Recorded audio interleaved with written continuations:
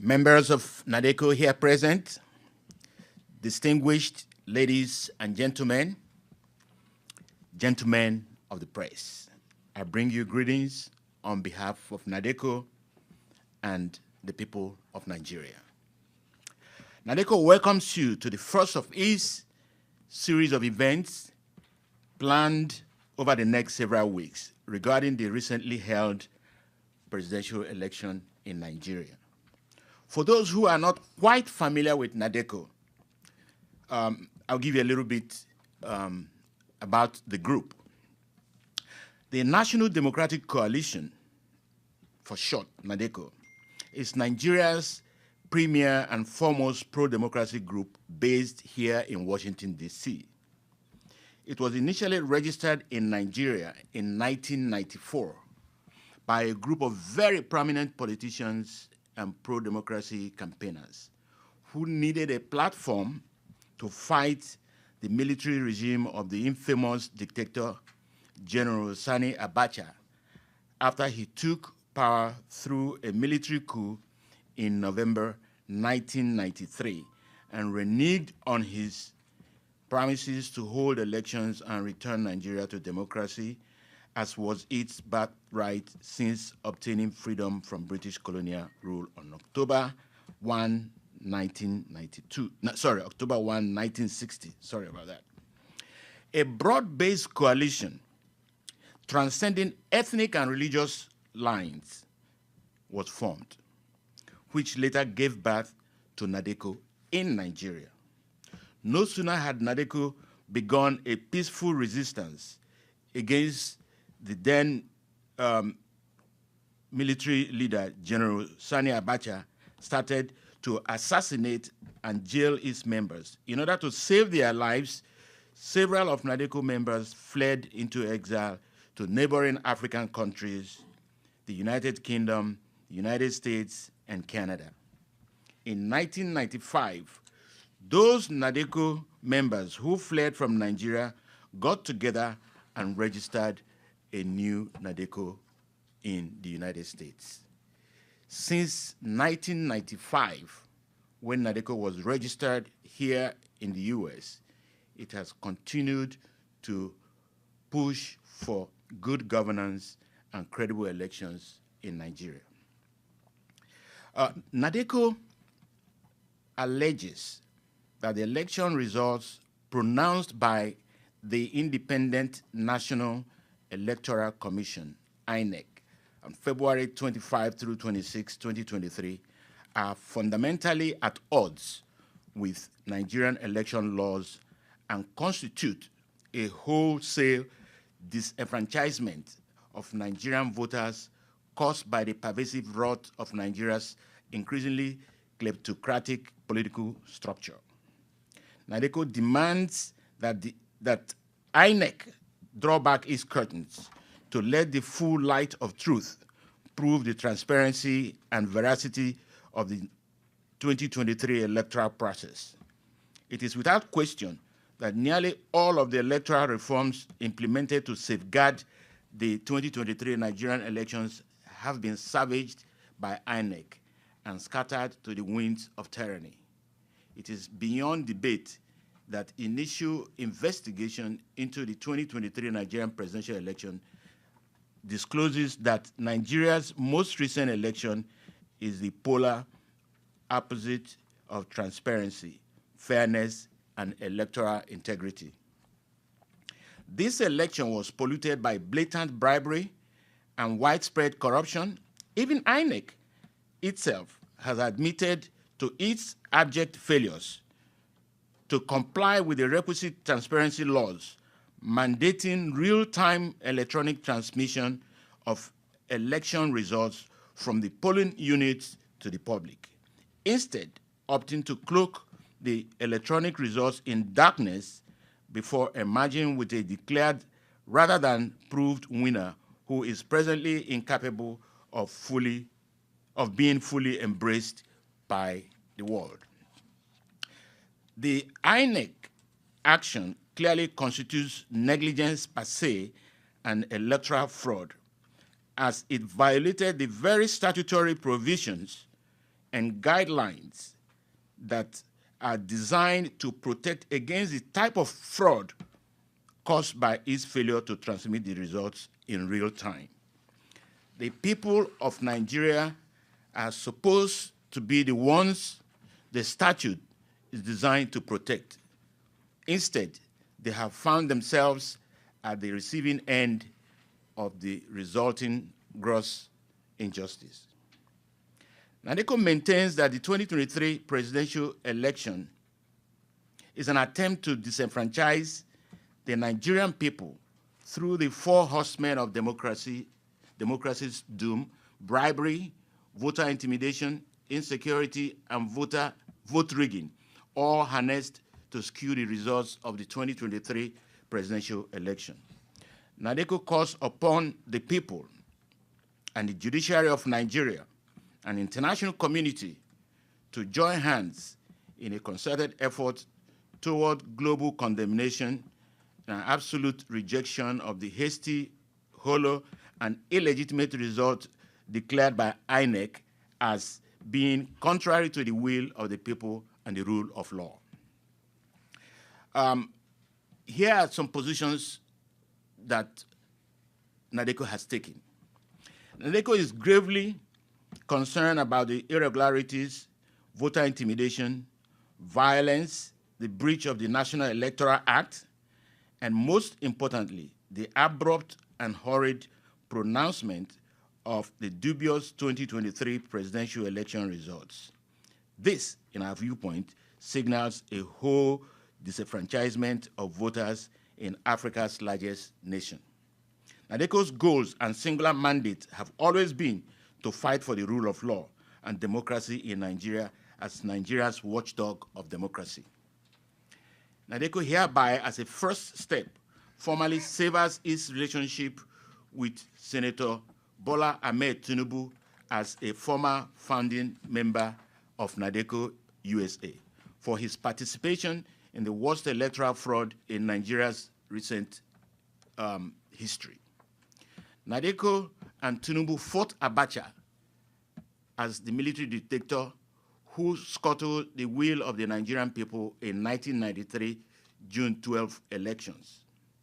Ironically, exactly 30 years later, in 2023, NADECO is fighting the same species of dictatorship, but only this time a much more dangerous civilian dictatorship, a kleptocracy mostly perpetuated by one of those who fought Abacha then. NADECO will not look the other way simply because the fraud was perpetrated by one of its founding members. NADECO urges the Biden administration to withhold any recognition of the product of the flawed elections. NADECO further entreats the U.S. Congress to introduce a resolution calling on the U.S. administration not to recognize the product of the election. It is the product of a poisonous tree. NADECO calls on the international community to support the empaneling of a team of internationally acclaimed technical experts to examine, interrogate, and analyze the INEC servers and beavers and all the other equipments that were used to extract the original votes and information. NADECO implores the Nigerian people and the judiciary of Nigeria, acting in concert with the international community, to join together in a concerted effort toward global condemnation and absolute rejection of the hasty, hollow, and illegitimate results declared by INEC as being contrary to the will of the people and rule of law. NADECO demands that the chairman of Independent National Electoral Commission, INEC, Professor Mahmoud Yakubu, must resign or be removed immediately. NADECO urgently requests that all countries worldwide, especially the United States, place an immediate visa ban upon Professor Mahmoud Yakubu. NADECO solemnly exhorts the U.S. to not deviate from its democratic standards in Africa just because it fears competition with China and seeks to curry favor with illegitimate dictators who come to power through bribery, force, intimidation, and vote rigging. The U.S. should come out and condemn the apparent corruption of the electoral process and impose an immediate visa ban on those suspected to have compromised the polls. NADECO demands that President Buhari and INEC chairman, Professor Mahmoud Yakubu, should be held jointly and severally liable and accountable by the Nigerian courts and international community for what is currently happening across Nigeria in the days following the 2023 elections and for what would happen in the next few weeks or months should INEC's noxious banquet be forced down Nigeria's throats. These are the positions that NADECO would like to put out there for the international community. People in Nigeria are going to court, but we are appealing to the court of public opinion to see what happened in Nigeria. We're basically challenging the process, because the very law, Electoral Act that was put in place to guide against what happened was broken. So the Nigerian people and international community would like to know why that was the case. Because once that was broken, it means the protection that that Electoral Act provided for Nigerians was gone. Thank you.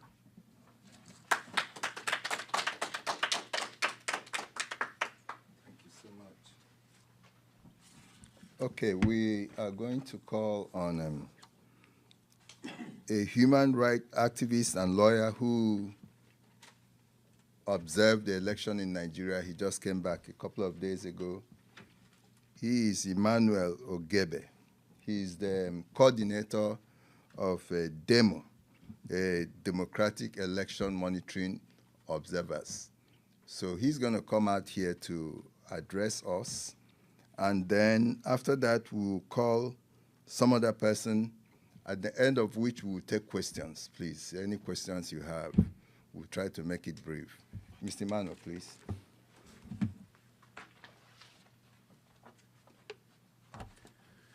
Good afternoon, gentlemen, and thank you very much for coming out today.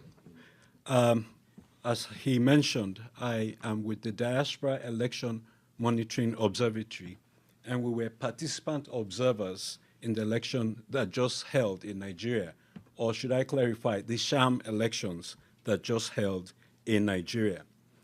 I want to point out that as a participant observer, I traveled to my home state to participate in the elections, and the Beavers technology refused to accredit me, so I experienced disenfranchisement right there and then.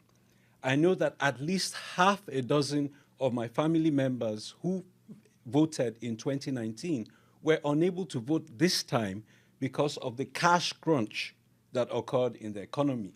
So there were systematic efforts to disenfranchise and intimidate or strangle voters from being able to participate. But you can imagine my shock after monitoring in Benue, Plateau, and FCT and seeing thousands of Nigerians peacefully coming out to vote, to see that the results were not uploaded. Now, just to show you the extent of the mischief that occurred, the results for the National Assembly elections, which occurred at the same time, simultaneously with the presidential results, were able to be uploaded, but the presidential election results were not uploaded. And till this day, as we speak, the results have not even been completely uploaded. What is even shocking is that we have seen photographs of individuals, a woman in a bathroom, uploaded supposedly as results on INEC's IRF page till this day. How can you elect someone on the basis of the photograph of a woman in the bathroom? I want to quickly mention that a lot of the international observers who were there were as disenchanted as I was. There were 4 African presidents, former presidents, who were in Nigeria to observe the elections. There were over 144,000 observers deployed across the country. and they all were disenchanted by what they saw. I want to say that what happened in Nigeria was not election observation, but a crime watch. We watched a crime being perpetrated on a country of 200 million people with utter and complete impunity. I also want to say that President Jimmy Carter has been vindicated. He went and observed elections in Nigeria many years ago, and he was so upset at the impunity and the brazen theft of the election that he vowed never to go back to Nigeria again. And as that distinguished president is in hospice care, he stands vindicated because Nigeria has refused to learn its lesson. One of the American observers that I spoke with mentioned two things. One, he said that, well, at least this election was better than the 2003 election. And I said to him, if we're going back 20 years to compare, then we have not made any progress. And as Nadeko has pointed out, this is even 30 years. The June 12 election, which was a travesty and a brazen rape of democracy or attempted democracy, is basically happening again. The sad point is that one of our co-travelers in the effort to restore democracy to Nigeria is now complicit in undermining democracy in Nigeria. In 1997, when I came on exile myself, after having been imprisoned by General Abacha, I had the privilege of meeting Senator Bola Tinubu in Nadeko in exile in the UK. So we have been in the trenches fighting for democracy, and it is painful for us to see what is happening, that we're not making the progress that we think we should make. I want to wrap up my remarks by making a couple of points. That it is not that the elections in Nigeria were handled badly, but that the rigging in Nigeria was handled badly. There was no effort, there was no sincere effort to conduct an election in Nigeria. What happened was an insincere effort to conduct rigging. And that is why you will see cancellations. You will see unbelievable atrocities that were done. They didn't even make a genuine effort to hide the manipulation of the elections. I also want to make this second point, that it isn't that they failed to meet global standards, but that they failed to meet even their own standards. There is no way that INEC can say that the travesty that occurred was what they had promised time and time and again. So, ladies and gentlemen, I want to say that I join my voice to what Nadeko has said today. The INEC chairman needs to resign for once again betraying the trust of the Nigerian people. The United States government should not dignify the travesty that has occurred by legitimizing illegitimate rulers. And most importantly, we must not fail the young Nigerians who came out in droves in the sun and put their fate in their own hands, that they wanted to rescue their country from bad leadership, only to be abused and misused in this manner. So I call upon the government of General Buhari, if he has any dignity and if he has any aspirations to any legacy whatsoever, to salvage Nigeria from the travesty that has occurred in the sham elections that held. Thank you very much.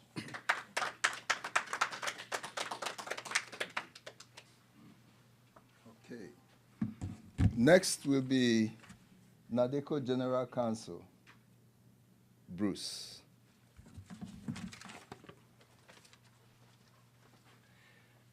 Thank you very much. I'm Bruce Duvalier, and I am General Counsel for NADECO, and I'm honored to be part of an illustrious group such as NADECO that has a long history of trying to do the right thing and keep democracy safe, restore democracy, and restore the rule of law.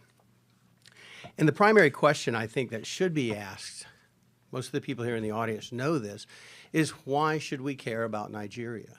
Why should the United States care about Nigeria? Why should the international community care about Nigeria? What would you say if I told you that there was a country that has arguably the world's oldest democracy with full participation of all of its members, What would you say if I told you that there is a country where a group of people has the oldest written constitution featuring guarantees for individual freedom and due process in the world? What would you say if I told you there was a country that featured full participation of women in its political system, both to vote and to govern?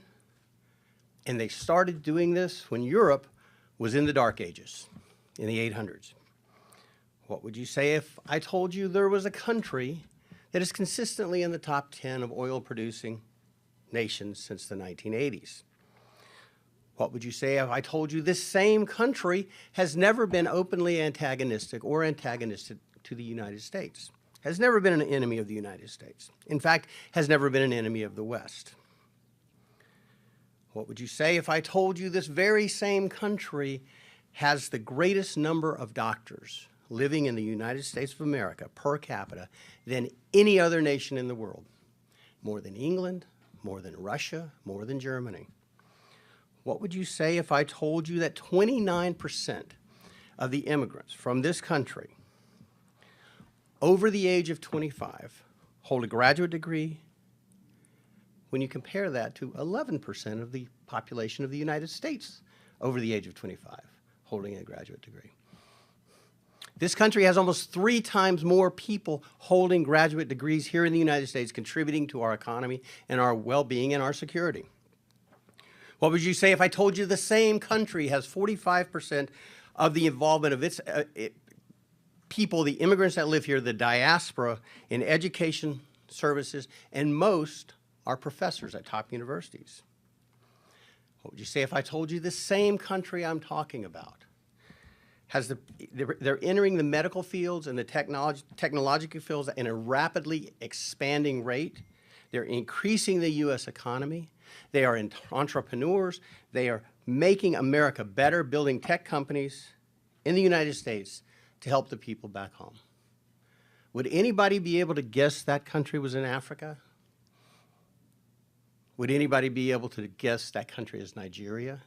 Because it is. That's Nigeria. So when you say, why Nigeria, it is almost a fool's question. One of the greatest nations that has all of these things going for it, and yet we constantly turn our back on Nigeria. Shouldn't we be favoring this nation? Shouldn't we be more attentive to this nation? Shouldn't we treat this nation, this giant of an entire continent, not of a region or an area, of an entire continent that stands out as a shining beacon? Shouldn't we treat them as especially favored allies of the United States and indeed of the West? Especially given the insecurity in the world today with issues relating to extremism and energy shortages.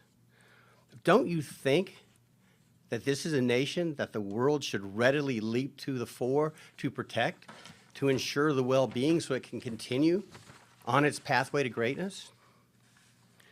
Yeah, we're talking about Nigeria, the largest nation in Africa. It is the wealthiest nation in Africa, and yet it's the poorest country in the world. Nigeria now has more people living below the poverty line than any other nation in the world, which is a remarkable feat, given that there are 234 million people in Nigeria and approximately 1.4 billion people in India, the former dubious leader of world's poverty. How can we let that happen? How can we turn our back? How is that possible? Nigeria is also the site of the largest genocidal slaughter the world has seen since World War II. And yet nobody wants to talk about it. Nobody wants to do anything about it.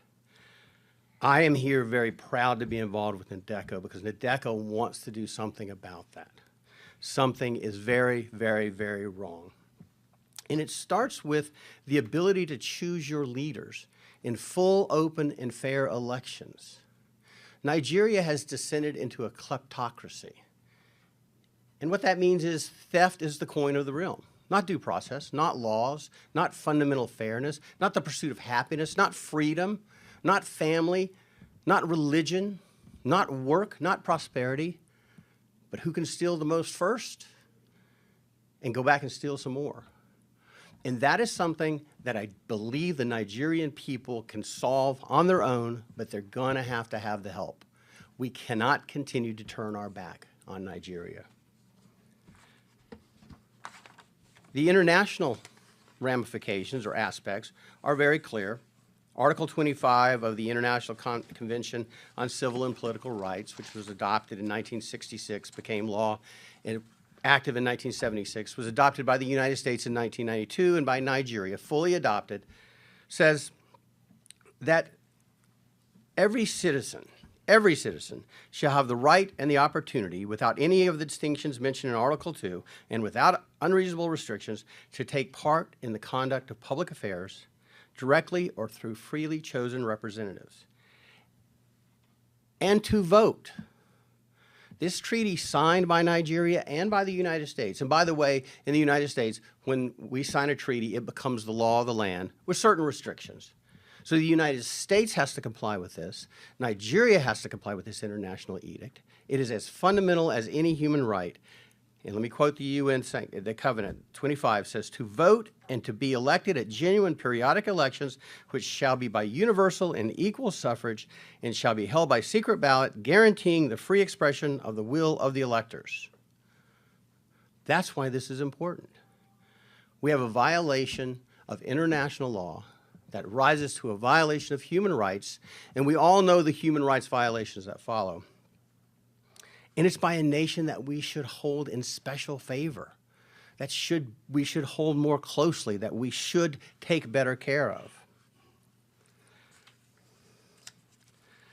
The fact of the matter is that what was supposed to happen, and again, we are not partisan, NADECO is not partisan, but it appears as though the process, and that's what nations, that's what a democracy is. That's the greatness of America, is the process. It's not the people, it's the process. It's not the result, it's the process. How our government works, how our elections work. And the process of this election in the 2023 Nigerian presidential elections appears to be fundamentally flawed. We believe, NADECO believes, that the February 25 to 26, 2023 election, the results, the hasty announcement of the results, are fundamentally at odds with the Nigerian election laws. And as Dr. Ogebi said very clearly, they didn't just violate rules, they violated their own laws. INEC glorified their efforts to make this the cleanest, the purest, the most transparent and fair election in Nigerian history, in African history. And yet, they violated every single fundamental tenet in every single law. They instituted the bimodal voter accreditation system. You've heard about that, the BVAS.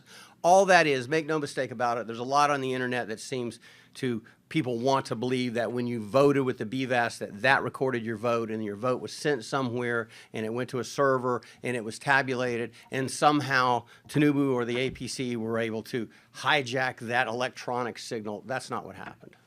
It was more pernicious than that. It was more old-fashioned than that. All the BVAS does was gave you two modes of identification, both your card, you put your voting card, your PVC in, and it also did your fingerprint and face identification. But it failed. And the reason BVAS was important is so that people couldn't vote more than once. Vote early, vote often. The reason it's important is so people could not vote that had fake cards. And on the issue of the PVC cards, INEC announced, this is INEC themselves, said that there were 87.2 million PVC cards collected. That was out of 93 million registered voters. So approximately 6 million people were registered. They just didn't bother to get their voting card. No one knows why. It just happens. But what's fascinating is, if you consider it true that 87.2 million people had PVC voting cards and could have voted, the declared winner of this election received 8.7 million votes. Now, out of 87 million, the math's not real hard. That means that Mr. Tinubu got 10% of the vote. He will be ruling the wealthiest economy in Africa with a mandate of 10% of the population. That's extraordinary. Something is seriously wrong. something is seriously wrong. Additionally, we believe that what has to happen and why we're here today, and NADECO is leading the charge, we believe that INEC has to prove itself. It has to prove the results it announced were true and were real. There are 176,600 polling stations. That's a lot of polling stations. INEC's rules required each polling station to collect the votes, count the votes, and they do it the old-fashioned way. They get the paper votes, they count them. They put them in stacks for each of the primary candidates. They were to gather those results, publish the local results, and then transmit the results, and ultimately they would go to Abuja and be certified. Well, what happened was they published some of the results early on, and then they took them down. And so what they have is something that looks a little bit like this, scribbling, when it used to look like this, where it was written. Someone didn't like the results. That's what appears to have happened. Dr. Ogebe observed it happening. So what we have is vote rigging, vote buying, and bribery. So despite INEC's efforts, nothing good happened. And we're back to the same old thing, the same old efforts. So what do we do? What do we do in the United States? What do we do as members of the diaspora? What do we do as international attorneys or international law folks? What do we do to ensure democracy can thrive? That the promise of 1960 can become true again, hopefully. Well, we are asking that INEC throw open the curtains and let the full light of truth come in to prove the transparency and the veracity of the results they've announced. If the results are true, they should be able to prove it. It is absolutely not extraordinary to ask them to prove it. Show me your math. We've all gone to school. Show me your math. You've got a number. Show me how you got to that number. Prove what you did. There can be no debate that the initial investigations indicate that they were savaged. The rules were savaged. The rights of the electorate were savaged. It was polluted by blatant and widespread corruption. As Dr. Lloyd said, the four horsemen of democracy's doom, bribery, intimidation, insecurity, and vote rigging, appeared to trot and run roughshod all over the nation. They were harnessed to skew the results. We, NADECO, call upon the people of Nigeria to act peacefully, but to demand that proof be provided to them, that INEC prove the results they've announced. We also call upon the international community to join together with the Nigerian judiciary in a concerted effort to condemn and set aside the hastily announced results and instead proceed with the solemn seriousness this deserves. Again, one of the world's great nations is at peril here, continues to be at peril here. We need to make sure we don't continue to turn our back on Nigeria. And what we're asking for is very simple. Prove to us. Prove. NADECO says prove to us that if there is a Nigeria and there is a democracy in Nigeria, that it was arrived at lawfully and in accordance with the rule of law. The continuation of power by the ruling party is a wholesale disenfranchisement of Nigeria without more. That is little more than a dictatorship. And it's a new dictatorship.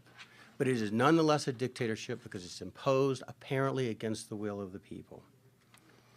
And we believe the will of the people of Nigeria must be preserved, it must be sanctified, and it must be held with the most solemn of regard.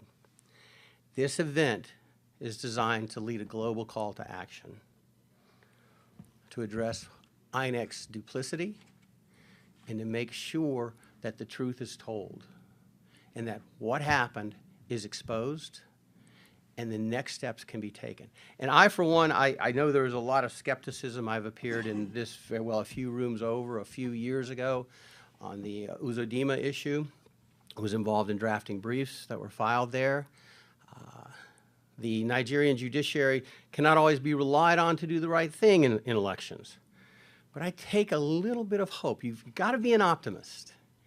You have to be an optimist because your faith in God and your love for your country and your love for your family, you got to be an optimist. The Nigerian judiciary showed us they have the ability to disregard what INEC says and chart their own path toward justice. Now, we may disagree with what they did with Uzodimma.